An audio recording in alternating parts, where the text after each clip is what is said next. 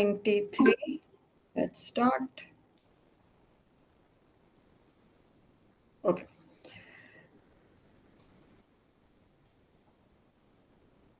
Okay, chalo, let's read the question. A cyclist travel along a straight road with constant acceleration. He passes through points A, B, and C. So journey है उसके फिर 2 parts हैं. अगर एक A है, एक कहीं B है और एक कहीं C है. A cyclist travel along a straight road with a constant acceleration. So यहाँ पे भी acceleration अगर A है, यहाँ पे भी A होगी. He passes through points A, B, and C. The cyclist takes 2 seconds to travel along each of these sections. So A to B time 2 seconds, B to C time 2 seconds. And passes through B at a speed of 4.5. तो यहाँ पे speed is 4.5 meters per second. अब अगर हम इस part of journey को लेंगे तो फिर हम कहेंगे ये V है. और अगर हम इस part of journey को लेंगे तो हम कहेंगे ये U है. और अगर हम total journey को लेंगे फिर तो this will not matter. Okay. The distance AB is 4 by 5 of distance BC. So agar distance BC is x, then the distance AB is 4 by 5 of x. Yeah, agar distances. Okay. Find the acceleration of the cyclist. Okay. A की value find करनी है. तो multi stage problem है, simultaneous equations बनानी पड़ेंगी. So किस तरह से बन सकती हैं? What should we do? कौन कौन से सेक्शंस लेने चाहिए?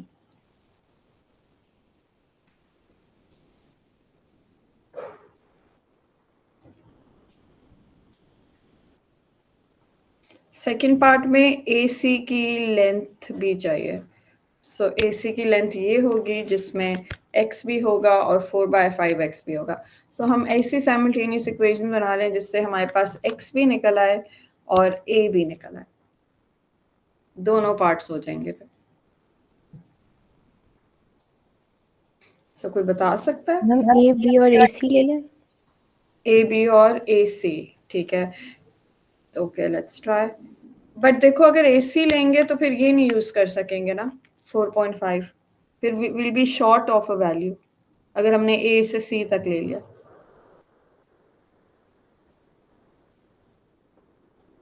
तो ए टू सी नहीं लेना चाहिए. इंस्टेड ए से बी ले लेते हैं, उसमें भी 4.5 यूज होगा. और बी से सी ले लेते हैं, उसमें भी 4.5 यूज होगा. That is the right way of doing it. A to B पे क्या इक्वेशन बनेगी और बी टू सी पे क्या इक्वेशन बनेगी?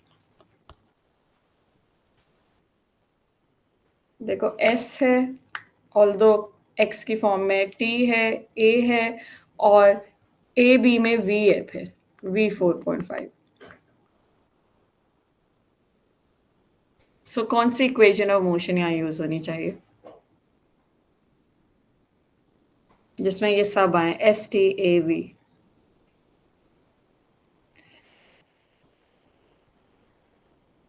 अच्छा चलो मैं इक्वेशंस ऑफ मोशन लिखती हूँ जो मुझे याद है. एक होती है v square equals u square plus 2as.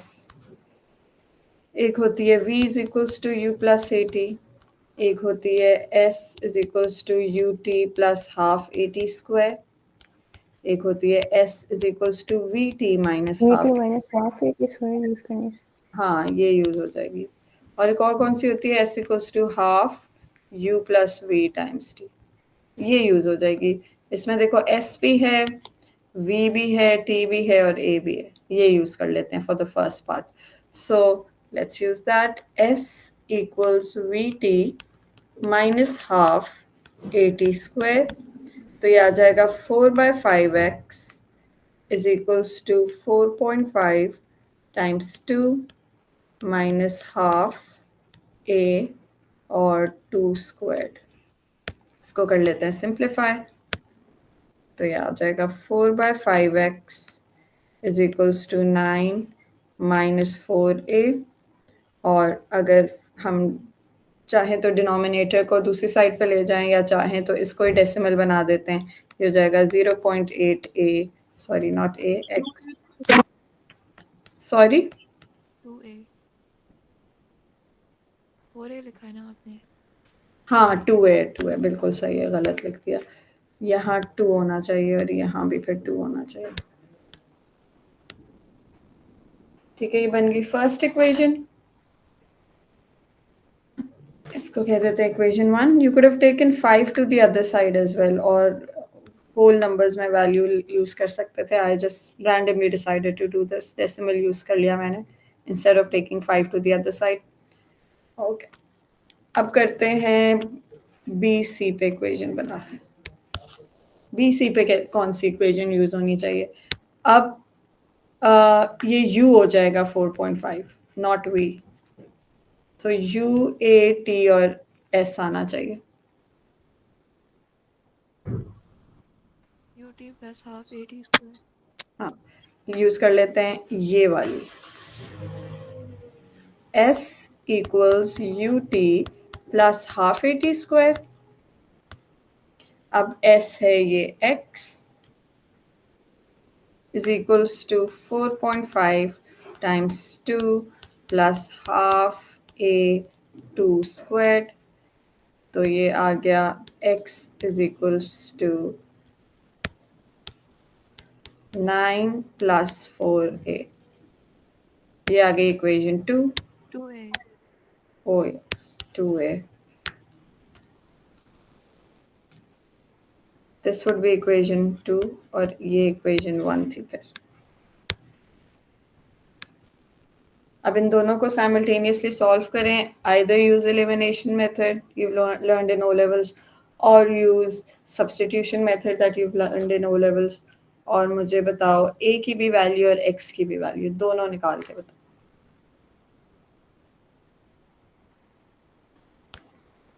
Solve this and this simultaneously.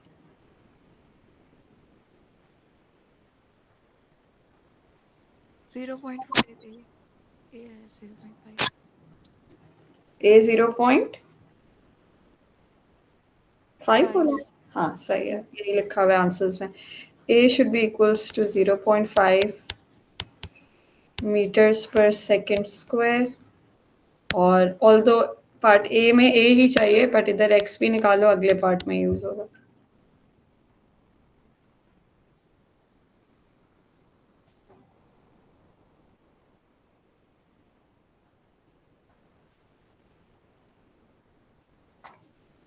meters 10 meters, ठीक है। So this is what is needed in part A. Okay, second part में वो कह रहे हैं कि टोटल डिस्टेंस बताएं ए से लेकर सी तक। So that is convenient 4/5x plus x करना है। So for part B, this was A, this would be B, which is x plus 4/5x. तो बस 10 प्लस 4/5 टाइम्स 10, तो ये 18 हो गया। 18 मीटर्स आंसर आ गया। x10 यूज करेंगे हम। So this was question 23.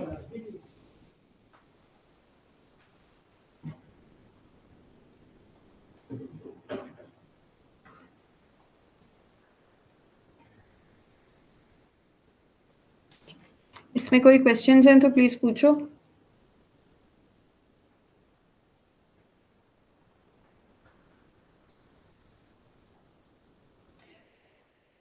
Okay, फिर आगे चलते हैं।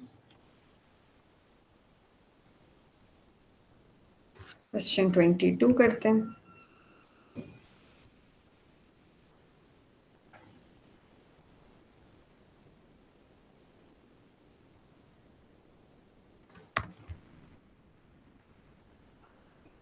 Okay,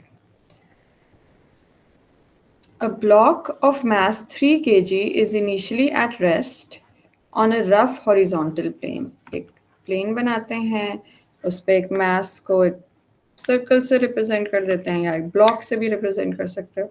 A block of mass 3 kg is initially at rest, तो उसका U 0 है.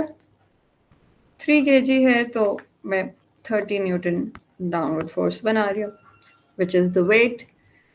A force of magnitude 6 Newton is applied to the block at an angle of theta above the horizontal. तो फिर ये inclined force है, ये theta है और ये फोर्स है 6 न्यूटन्स. हमने बुक के क्वेश्चंस में ऐसे क्वेश्चंस किए हुए हैं. 6 न्यूटन फोर्स हम नहीं यूज़ कर सकते इक्वेशंस में, क्योंकि हमारी या फोर्सेस हॉरिजॉन्टल होनी चाहिए या वर्टिकल होनी चाहिए. तो टू फिक्स दैट हम इसके कंपोनेंट्स ले लेते हैं. एक इसका हॉरिजॉन्टल कंपोनेंट, एक इसका वर्टिकल कंपोनेंट. हॉरिजॉन्टल कंपोनेंट होगा इस डायरेक्शन में, वर्टिकल कंपोनेंट होगा इस डायरेक्शन में, क्योंकि ये एरो राइट और अप जा रही है. That's why. अच्छा, अब vertical component I would prefer making over here instead. Okay, तो जो हॉरिजॉन्टल कंपोनेंट होता है वो हमने डिस्कस किया हुआ है कि हमेशा कॉस का कंपोनेंट होता है. सो 6 कॉस थीटा, और जो वर्टिकल कंपोनेंट होता है वो होता है साइन कंपोनेंट. अगर थीटा इधर है, थीटा इधर है तो उसका ऑपोजिट साइन होता है, और जो एडजेसेंट होता है वो कॉस होता है. तो this would B 6 sine theta. उसके बाद उन्होंने कॉस थीटा की वैल्यू दी हुई है, विच इज़ ग्रेट. हम इस कॉस थीटा को सिंपली 24/25 से रिप्लेस कर देंगे. लेकिन ये दी इसलिए जाती है ताकि प्री मेच्योर राउंडिंग को अवॉइड किया जा सके. अब जब उन्होंने cos 30 दे दिया है तो आप इससे sin 30 भी निकाल सकते हो. कैसे निकाल सकते हो? There are actually two ways. एक तरीका ये है कि एक राइट एंगल बना लो और इधर थीटा बना लो. अब अगर cos थीटा 24/25 है तो इसका मतलब है कि एडजेसेंट 24 है और हाइपोटेन्यूज 25 है, क्योंकि एडजेसेंट ओवर हाइपोटेन्यूज होता है cos. सो अब आप पाइथागोरस यूज करके इसको निकाल सकते हो. I'm going to use Pythagoras. 25 square is equals to 24 square plus x square. So 25 square minus 24 square, square root से ये वैल्यू आती है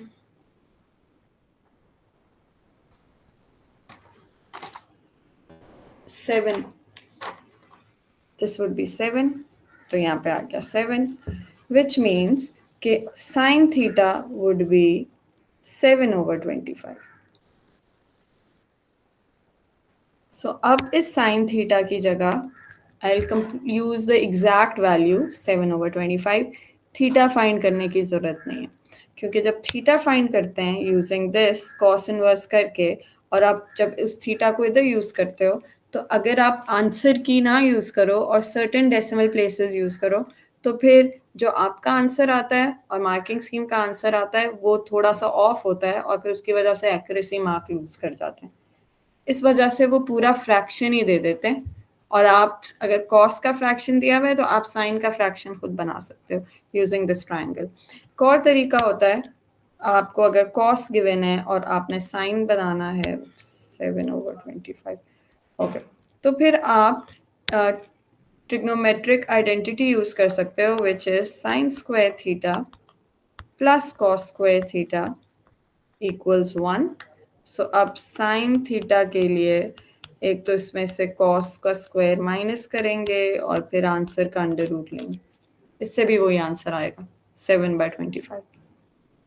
So either use this trigonometric identity or use right angle triangle and find the exact value of sin theta. अच्छा जी, ये हो गया. फिर इस फिगर में मैंने अभी तक नॉर्मल कॉन्टैक्ट फोर्स नहीं बनाई, वो भी अपवर्ड्स होगी. सो एक अपवर्ड फोर्स 6 साइन थीटा है और एक अपवर्ड फोर्स आर भी है, ठीक है, दो अपवर्ड फोर्सेस हैं। Okay, the force is applied for a period of 5 seconds, तो यहाँ टाइम भी गिवन है, t is equals to 5 seconds, u भी given था 0, t 5 seconds है, during which the block moves a distance of 4.5, तो s भी given है। Okay, find the magnitude of the frictional force on the block। अच्छा जी, 6 Newton अगर मैंने इस राइट साइड पे बनाया हुआ है तो इसका मतलब है कि एक डायरेक्शन ऑफ मोशन ये है, जिसका मतलब है कि फ्रिक्शन ऑपोजिट डायरेक्शन में। इन्होंने पूरी फ्रिक्शन की वैल्यू पूछी है, इन्होंने म्यू नहीं पूछा, तो फिर we just write friction over here. You don't have to write mu r. अगर म्यू पूछते तो हम इधर म्यू यूज कर लेते, म्यू आर यूज कर लेते, लेकिन अभी आपने कंप्लीट फ्रिक्शन की वैल्यू बतानी। अब लगेगा Newton's second law, forward force minus backward force is equals to m a. Forward force होगी ये वाली force 6 sine cos theta, 6 cos, let me write the law first, forward force minus backward force is equals to ma। forward force होगी 6 cos theta minus backward force होगी खाली friction is equals to mass 3 kg है और acceleration भी नहीं पता। अब acceleration कैसे निकालेंगे? दो अननोन्स हैं इस इक्वेशन में, फ्रिक्शन भी और एक्सेलरेशन भी। अब वर्टिकल डायरेक्शन की इक्वेशन बनाएंगे। वर्टिकल डायरेक्शन से कैसे आएगा?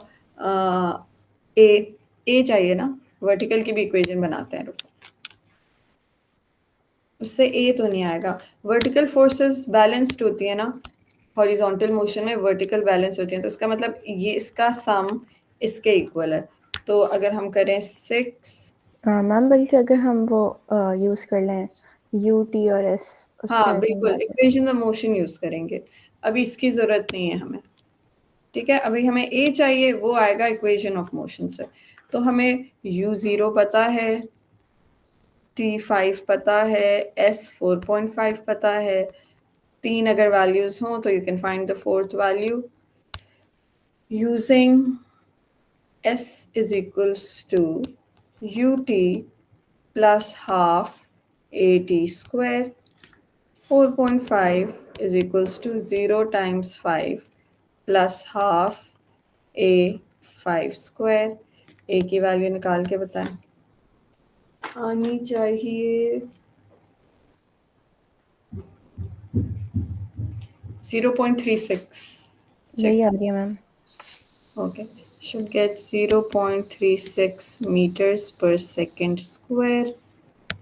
बाकी भी चेक कर लें, ये तो 0 हो जाएगा, 0 times 5, और बाकी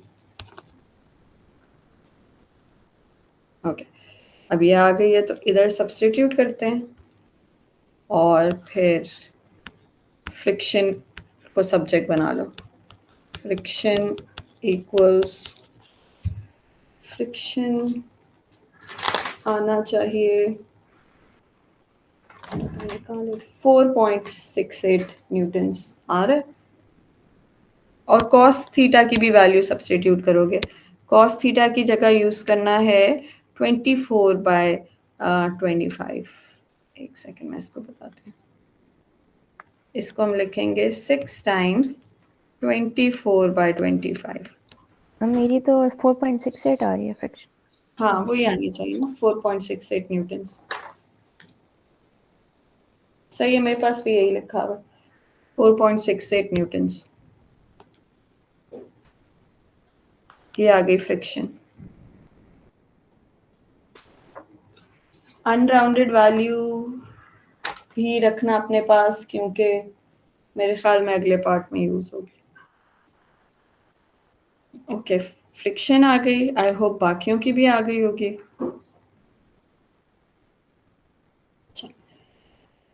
पार्ट 2 में कहा है show that the coefficient of friction between the block and the plane is 0.165 correct to 3 significant figures. अच्छा, तो उसके लिए अब फ्रिक्शन की हमें वैल्यू पता है और हमें पता है कि मैक्सिमम फ्रिक्शन के फॉर्मूला में आता है म्यू आर। सो फ्रिक्शन आ गई 4.68। इसके आगे और डेसिमल वैल्यूज हैं तो बताना अगर नहीं किसी ने मैम, यही है एग्जैक्ट। एग्जैक्ट है, ठीक है। तो इज इक्वल्स टू म्यू। अब आर का मसला है, आर चाहिए। सब आर के लिए दोबारा से फिगर को देखेंगे और अब वर्टिकल फोर्सेस को इक्वेट करेंगे। हॉरिजॉन्टल मोशन में वर्टिकल फोर्सेस एक दूसरे को बैलेंस कर रही होती हैं। So up forces equals to down forces. तो हमारे पास दो अपवर्ड फोर्सेस हैं, एक है आर प्लस 6 साइन थीटा और हमारे पास एक ही डाउनवर्ड फोर्स है वेट की which is equals to 30। Sine theta की जगह हम यूज करेंगे 7/25 निकाला था ना, 7/25 यूज कर देंगे। So r plus 6 times 7/25 equals 30 और इससे r की वैल्यू 28.32। 28.32। ये भी एग्जैक्ट है। Yes ma'am. ओके, तो इसकी जगह लिख देंगे 28.32 और अब डिवाइड करके म्यू आएगा 0.16525। 0.165 आगे 25।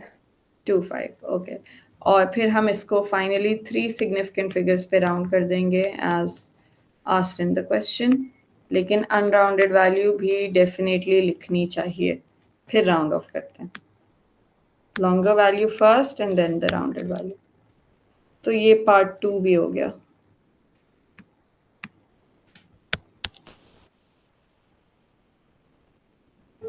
पार्ट 3,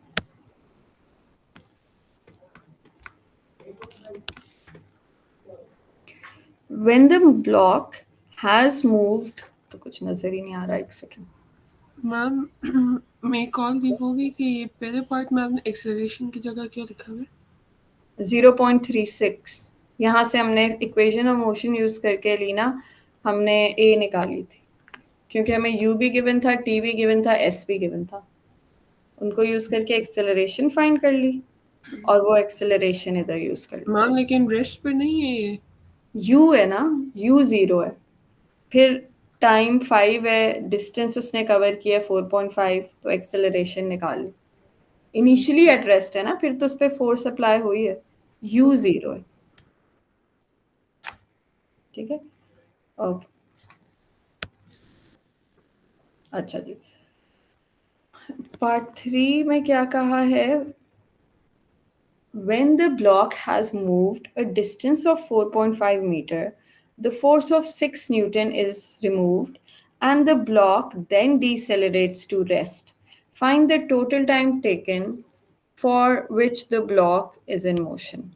अच्छा, अब अगर इसकी फिगर इधर बनाएं, अब वो कह रहे हैं कि 5 सेकेंड्स के बाद तक उन्होंने कहा था ये फोर्स अप्लाई होगी, उसके बाद ये फोर्स ख़त्म हो गई। So let's say 5 seconds are up और ये या पहले यहाँ था, अब ये यहाँ आ गया और 5 सेकेंड्स आर अप, तो अब ये फॉरवर्ड फोर्स ख़त्म हो गई है। तो अब हम लिखेंगे इधर 0, ठीक है, फॉरवर्ड फोर्स हो गई 0। फिर उन्होंने क्या कहा, when the block has moved a distance of 4.5 metres, तो यहाँ से लेकर यहाँ तक 4.5 मीटर्स है और यहाँ से यहाँ तक का हमें टाइम भी पता है 5 था, यहाँ से लेकर यहाँ तक का u भी पता है और हमने a भी निकाल लिया था इसका पिछले पार्ट में 0.36। सो हमें s पता है, t पता है, u पता है, a पता है first part of the journey का। फिर ये फॉरवर्ड फोर्स हट गई तो उसकी जगह हमने लिख लिया 0।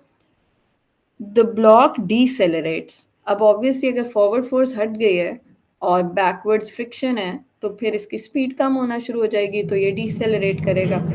सो डीसेलरेट्स टू रेस्ट, तो अब इस पार्ट ऑफ द जर्नी में इट इवेंचुअली स्टॉप्स, यहाँ पे आके लेट्स से इट स्टॉप्स, तो v इज इक्वल्स टू 0 कहेंगे इसका।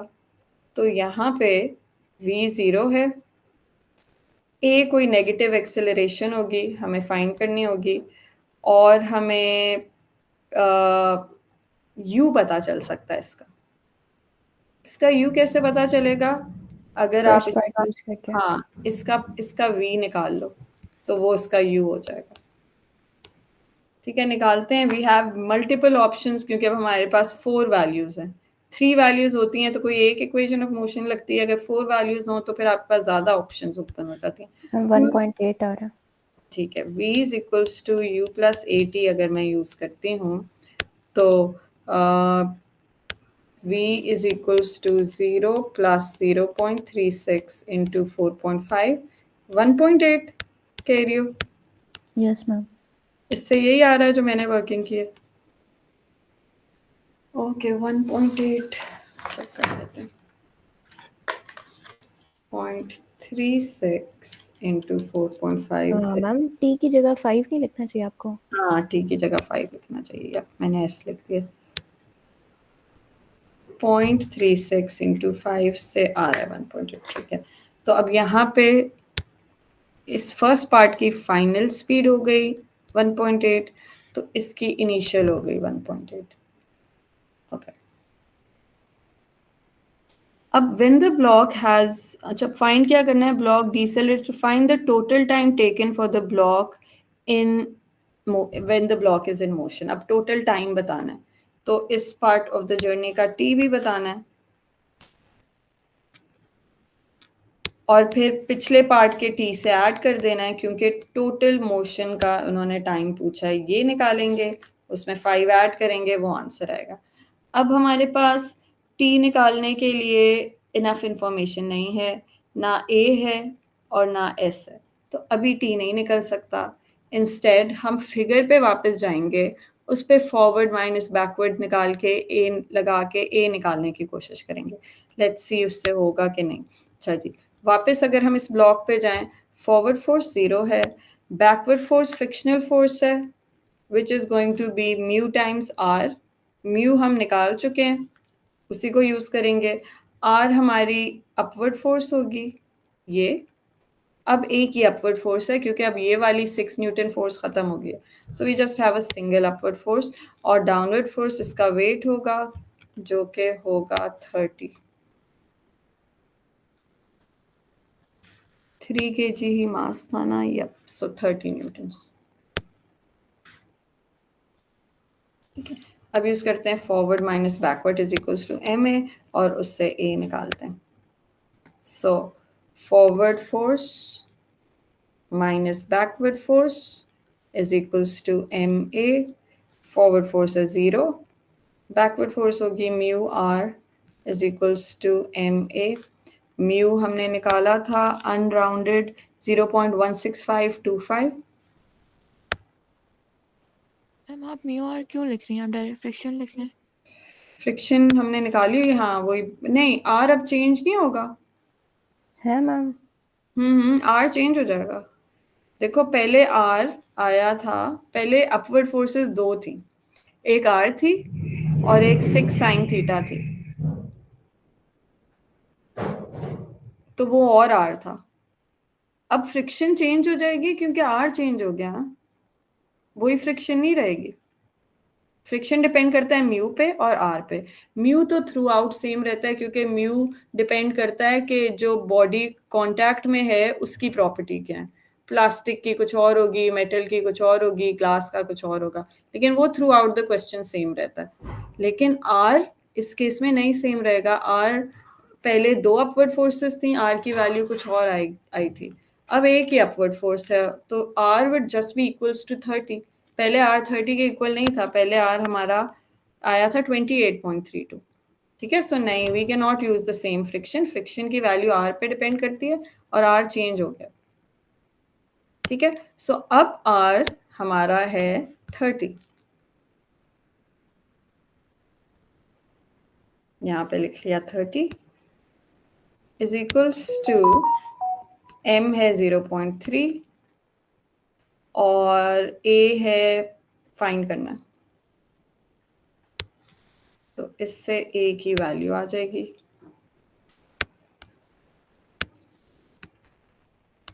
-16.525 मीटर्स पर सेकंड स्क्वायर। बाकी भी मुझे चेक करके बताएं, एक और कंफर्मेशन।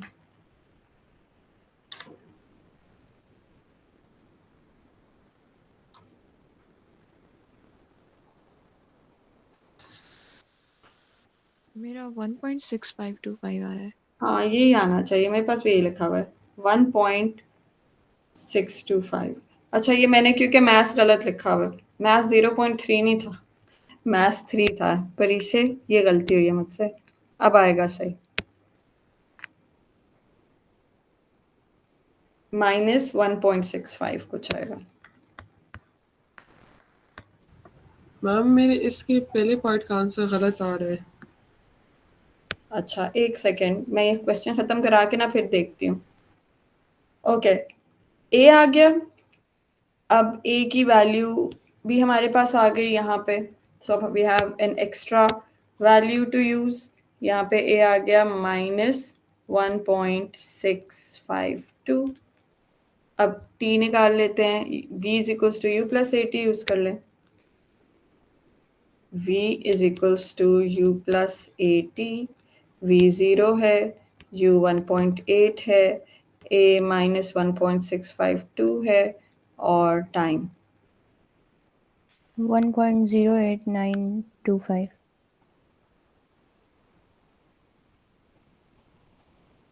1.08925, ये आ गया टाइम।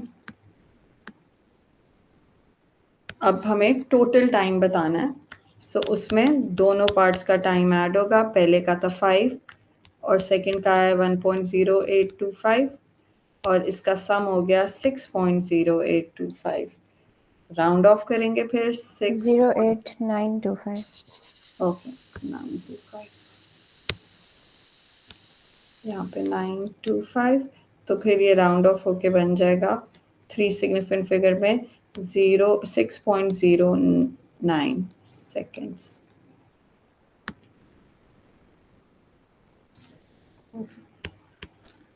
जी अलीना, फर्स्ट पार्ट में आंसर ये देख लो, फर्स्ट पार्ट इधर हमने किया है, इसकी अभी स्क्रीनशॉट लो और फिर देखो कि आपने क्या गलत किया।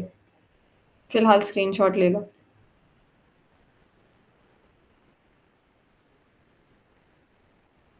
This is the entire question that we just finished. मुझे ले ली अलीना?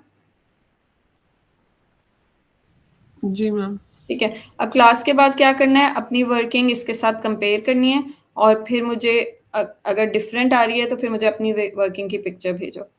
ठीक है, फिर मैं देखती हूँ कि क्या गलत कर रही हूँ। ओके, लेकिन क्लास के बाद फौरन कर लेना है, बाद के लिए नहीं छोड़ना इसको। ओके, अब आते हैं अपने लास्ट क्वेश्चन पे, question 21।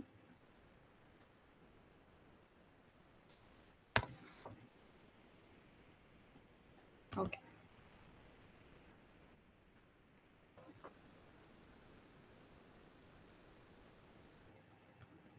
a cyclist starts from rest at a point A and moves in a straight line with acceleration 0.5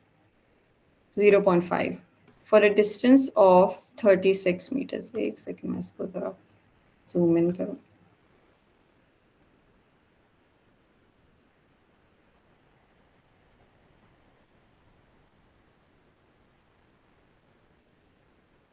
okay, अच्छा जी। So a cyclist starts from rest at a point A and moves in a straight line with an acceleration of 0.5 for a distance of 36 meters. Okay, so rest से start हो रहा है at a point A, इसको ए कह देते हैं, और इसका u 0 है। एक्सेलरेशन थ्रू आउट 0.5 है, for a distance of 36 metres. अच्छा ये फर्स्ट पार्ट है, first part of the journey का डिस्टेंस 36 है और a जो है वो 0.5। The cyclist then travels at a constant speed for 25 seconds before slowing down. फिर अब थोड़ी देर के लिए for 25 seconds इसकी speed constant है. Constant speed मतलब कि इधर acceleration 0 है और जब constant speed होती है तो हम फिर वो फॉर्मूला यूज़ करते हैं S is equals to VT. उसमें कोई equations of motion नहीं यूज़ करने की ज़रूरत होती. Simply distance is equals to speed into time use होता है. ठीक है, अगर आप इक्वेशन ऑफ मोशन यूज भी करो तो u और v सब्ट्रैक्ट होके जीरो हो जाते हैं और ये वही आंसर्स आते हैं जो directly s is equals to v t के से आएंगे. ओके अच्छा, अब अगर कांस्टेंट स्पीड है तो इसका मतलब है कि जो इधर स्पीड है वही यहाँ पे भी स्पीड है. तो हम इस स्पीड को निकाल सकते हैं और इसका मतलब है हमारे पास ये भी आ जाएगा क्योंकि हमारे पास यहाँ पे 3 वैल्यूज हैं तो हम v निकाल सकते हैं. एनीवे निकाल लेंगे अगर ज़रूरत पड़ेगी. Let's continue reading. उसके बाद with constant deceleration comes to rest. So last part में v 0 है और इसकी कोई डिसेलरेशन होगी. ठीक है, मतलब कि नेगेटिव एक्सेलरेशन आएगी. और हमें लास्ट पार्ट के बारे में कुछ पता है? नहीं, बस यही पता. Then travels at a constant speed of 25 seconds before slowing down with constant deceleration comes to rest at point B. यहाँ आ गया B. The distance AB is 210. तो यहाँ से लेकर यहाँ तक 210 meters है. Find the total time that the cyclist takes to travel from A to B. तो पहले मुझे इसका टाइम चाहिए, फिर इसका टाइम पता है और फिर इसका टाइम चाहिए. ये तीनों टाइम्स ऐड करके हमारे पास टोटल टाइम आएगा. First part of the journey का टाइम निकाल लेते हैं. So we can use S is equals to ut plus half at square.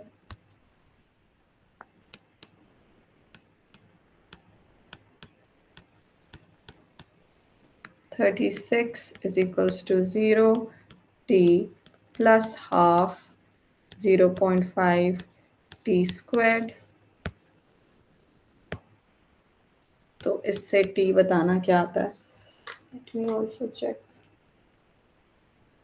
12. ठीक है, 12 आ गया. तो यहाँ पे भी आई एम एंटरिंग 12.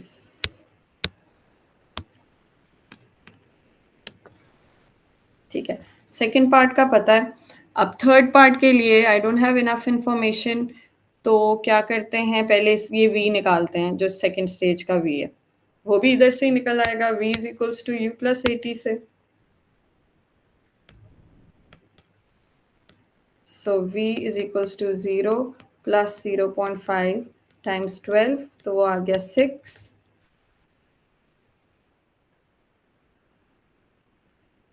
तो इसका मतलब है ये 6 मीटर्स पर सेकेंड है और ये भी 6 मीटर्स पर सेकेंड है. अब लास्ट स्टेज के लिए हमें u पता चल गया 0 है, सॉरी u पता चल गया 6 है, v पता चल गया 0 है, लेकिन अभी भी एक चीज़ मिसिंग है. या हमारे पास a होना चाहिए. मैम हम टोटल डिस्टेंस में से वो सब्ट्रैक्ट कर लेंगे. हाँ. ax का निकालेंगे और फिर वो दूसरे पार्ट का निकालेंगे. हाँ बिल्कुल सही. डिस्टेंस हम फाइंड कर सकते हैं इस पार्ट का, क्योंकि इस पार्ट का डिस्टेंस 36 पता है. इस पार्ट के डिस्टेंस के लिए हमारे पास इनफ इंफॉर्मेशन है इधर कि हम डिस्टेंस निकाल लें और फिर उसको 210 से माइनस करके इस पार्ट का डिस्टेंस निकाल के फिर इसका हम टाइम भी निकाल सकते हैं और डिसेलरेशन भी निकाल सकते हैं अगर ज़रूरत पड़े. अच्छा, तो अब हम इधर क्योंकि कांस्टेंट स्पीड है तो हम इक्वेशंस ऑफ मोशन नहीं यूज़ करेंगे क्योंकि हम अपना टाइम वेस्ट कर रहे होंगे. कांस्टेंट स्पीड पे सीधा सीधा s is equals to we t चल जाता है. तो s है फाइंड करना है, v है इसमें कांस्टेंट 6 और t है 25.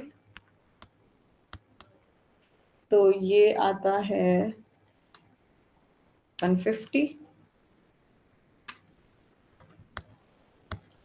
तो फिर अब ये डिस्टेंस भी पता है, ये होगा 210 minus 150 minus 36, 24 meters.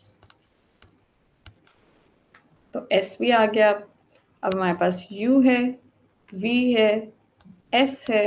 अब हम T भी निकाल सकते हैं और A भी निकाल सकते हैं. तो पहले टी निकालते हैं, जो कि इस क्वेश्चन में पूछा गया है। टी पूछा है ना, find the total time. Yes, तो इसका टाइम निकालते हैं। We can use s is equals to half u plus v times t. So 24 is equals to half 6 plus 0 times t. क्या आता है? 8. 8 seconds. ओके, तो यहाँ का टाइम आ गया 8 seconds। और अब हम इन तीनों टाइम्स को ऐड कर देते हैं। 12 था first part of the journey का, सेकंड का 25, थर्ड का 8, 12 45. Plus, okay, 45 seconds।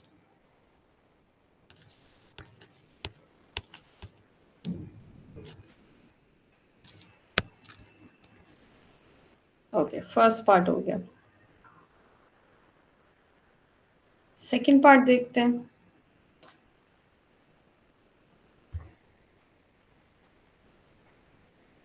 Second part है कि 24 seconds late after the cyclist leaves point A, a car starts from rest from point A. अच्छा जी, अब यहाँ पे एक कार चलना शुरू हो जाएगी 24 seconds later। ठीक है, सो उसकी जो वर्किंग होगी ना, उसमें हम टाइम टी नहीं लेंगे, क्योंकि टाइम टी हमने इधर के लिए ले लिया है, साइकिल के लिए ले लिया। सो इंस्टेड हम क्या लेंगे, टी माइनस 24। तो जो कार की सारी वर्किंग होगी ना, इसमें टी माइनस 24 लेना। 24 seconds later, और after the cyclist leaves point A, a car starts from rest, उसका भी यू 0 है। At point A with a constant acceleration of 4, उसकी acceleration 4 है। Towards B, it is given that the car overtakes the cyclist while the cyclist is moving with a constant speed. तो जब cyclist इस region में है,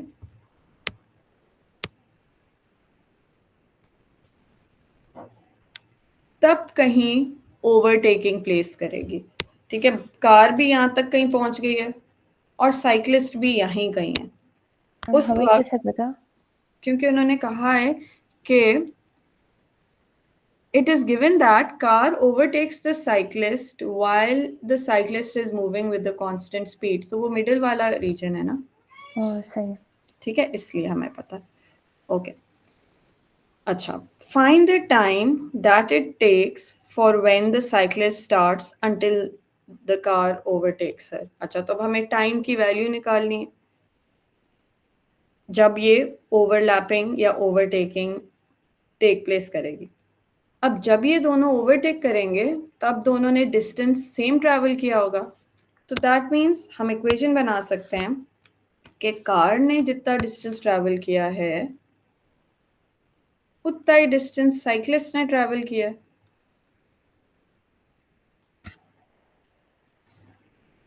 okay, car के लिए हम यूज कर लें S equals to U T plus half A T square.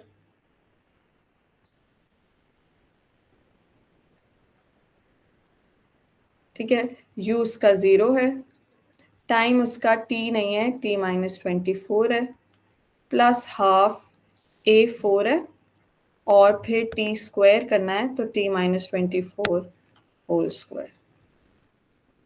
ये आ गई कार के लिए इक्वेशन। इज इक्वल्स टू, अब करना है साइक्लिस्ट का टाइम एंटर। फिगर में जरा वापस जाते हैं। अब जो साइक्लिस्ट है ना, उसकी मल्टी स्टेज प्रॉब्लम थी, सिंगल स्टेज नहीं थी। तो पहले स्टेज का डिस्टेंस तो हमें पता है, यहाँ से लेकर यहाँ तक 36 है, तो हम इसको 36 ही लिखेंगे। This is not a variable value, it's a fixed value, plus 36, मतलब वो पता है हम। So we are just going to enter this. अब हमें बाकी डिस्टेंस एंटर करना है यहाँ से यहाँ तक का, इधर से लेकर इधर तक।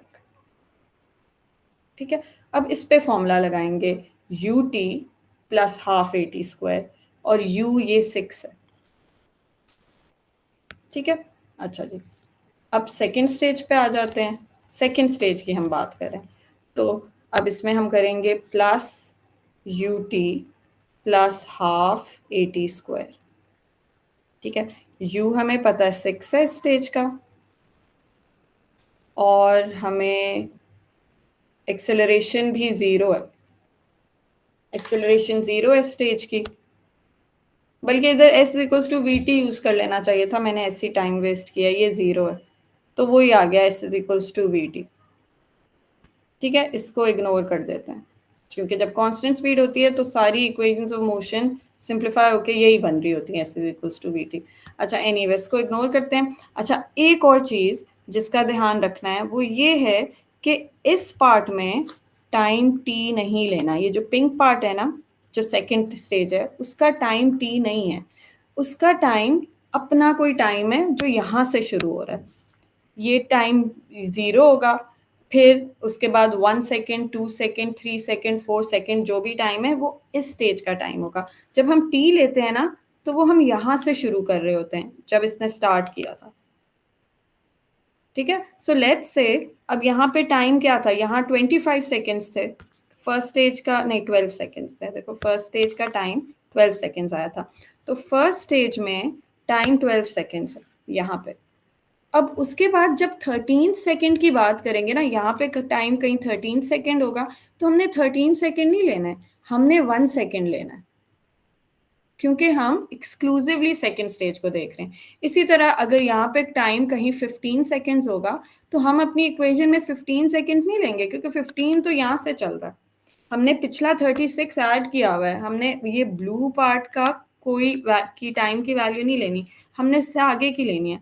तो फिर हम लेंगे 15 माइनस 12, हम लेंगे 3 सेकेंड्स, हम 15 सेकेंड्स नहीं लेंगे। तो अब हमने क्या करना है, हमने टी नहीं यूज करना, हमने यूज करना है जो भी इधर टी की वैल्यू है उसमें से 12 माइनस करना है, ताकि एक्सक्लूसिवली इस पिंक रीजन का टाइम आए, पिछले रीजन के टाइम से हम उसको रिलेट ना करें। तो अब हम यहाँ टी नहीं लेंगे, हम लेंगे टी माइनस 12। मैम जी ये आप दोबारा समझाएंगे प्लीज? ठीक है, देखो सेकेंड स्टेज है ना जो, वो ये वाली स्टेज थी जिसको मैंने पिंक लाइन से रिप्रेजेंट किया। ठीक है, फर्स्ट स्टेज में डिस्टेंस 36 मीटर्स है, वो हम ले चुके हैं। ठीक है, सेकेंड स्टेज जो है वो 12 सेकेंड से शुरू हो रही है। अब अगर आप टाइम इज इक्वल्स टू 13 की बात करते हो तो आप अपनी सेकेंड स्टेज में 1 सेकेंड का टाइम लोगे, आप 13 सेकेंड्स का टाइम नहीं लोगे। हमारी अब वर्किंग सेकेंड स्टेज के लिए हो रही है। इसी तरह अगर यहाँ पे कहीं time t is equals to 17 पे हमने कोई वैल्यू फाइंड करनी है तो हम यहाँ 5 सेकेंड्स लेंगे। सेकेंड स्टेज में 5 सेकेंड्स गुजरे होंगे अगर ओवरऑल 17 सेकेंड्स हैं, तो फिर हमने अपना टाइम t नहीं लेना, हमने लेना है t माइनस 12, ताकि पता चले कि सेकेंड स्टेज में कितना टाइम गुजरा है, नॉट द ओवरऑल टाइम। इसीलिए यहाँ पे हम t नहीं लेंगे, हम t माइनस 12 लेंगे। सो इधर आ गया 6 टाइम्स t माइनस 12। अब इससे बनेगी क्वाड्रेटिक इक्वेशन, वो खुद बनाओगे और उससे t की वैल्यू निकालोगे। मैं देख के बताती हूँ क्या आनी चाहिए।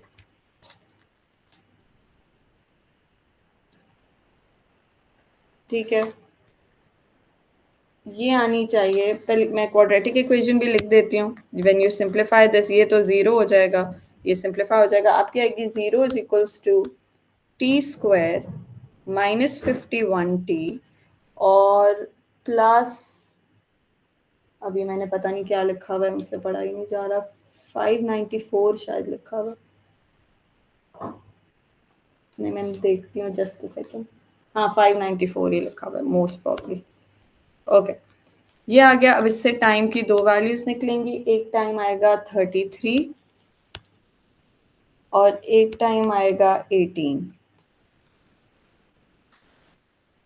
अब इनमें से एक टाइम सही है और एक टाइम नहीं सही। कौन सा टाइम सही है और उसकी लॉजिक क्या है? हाँ, देखो यहाँ हमारी वर्किंग में t-24 हो रहा है, तो हम 18-24 तो नहीं कर सकते। इसका मतलब है not possible because t-24 will become negative. So the only answer is this. ये आंसर हो।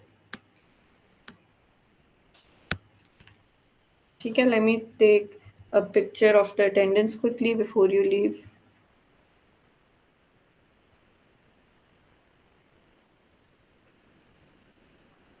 इतने ज़्यादा बच्चे हैं, अटेंडेंस लेना काफ़ी घंटा लगेगा मुझे। Just a second.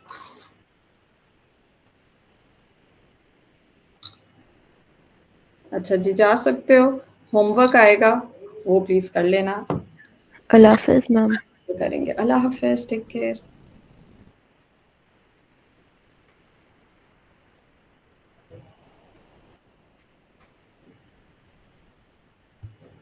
Love is ma'am. अल्लाह हाफिज़।